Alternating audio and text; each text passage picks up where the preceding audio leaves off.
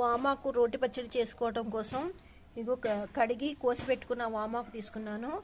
కొంచెం నల్ల మినపప్పు, ఒక వెల్లుల్లి గడ్డ, పచ్చిమిర్చి, నానబెట్టుకున్న చింతపండు, సాల్ట్, జీలకర్ర తీసుకున్నాను అనమాట.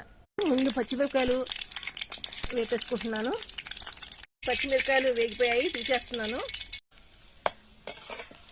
ఇప్పుడు మినపప్పు వేసాను, ఇది కూడా వేగిపోయింది, తీసేస్తున్నాను. జీలకర్ర వేసాను.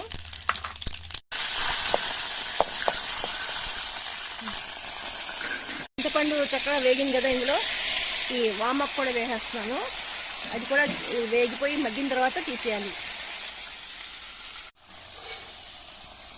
చూడండి, ఆకు కూడా మగ్గిపోయింది. ఇవి ముందు వేసి దంచేసుకున్న తర్వాత, వెల్లుల్లి కూడా వేసి దంచేసుకున్న తర్వాత ఈ ఆకు కూడా చక్కగా వేసి నూరేస్తాం. రోటి పచ్చడి రెడీ అయిపోద్ది.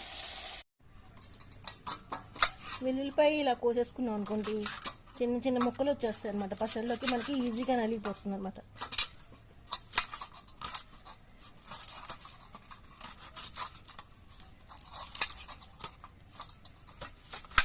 ఈ జీలకర్ర, పచ్చిమిర్చి, మినపప్పు అన్నీ వేపుకున్నాం కదా, అవి వేసి దంచేస్తున్నాము.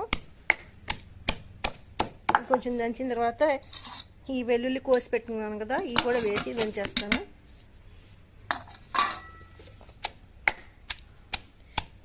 పచ్చళ్ళకి పచ్చిగా వేసుకుంటేనే బాగుంటుందండి వెల్లుల్లి. అందుకని బాగా నలగడం కోసం అలా కోసుకున్నాను అనమాట. ఇప్పుడు నేను సాల్ట్ కూడా వేసేసాను. ఒకసారి బాగా దంచేసిన తర్వాత కూడా ఈ ఆకు కూడా వేసేసి దంచేస్తాను అనమాట. ఇంకా చూసారా, ఆకు చక్క మెత్తగా మగ్గింది చింతపండుతో సహా. పుల్ల పుల్లగా రెడీ అయిపోయింది మన చట్నీ. చాలా టేస్టీగా ఉంటుంది. ఇది వామాకు దొరికితే తప్పకుండా ట్రై చేయండి. చట్నీ వామాకు చాలా హెల్త్కి కూడా మంచిది.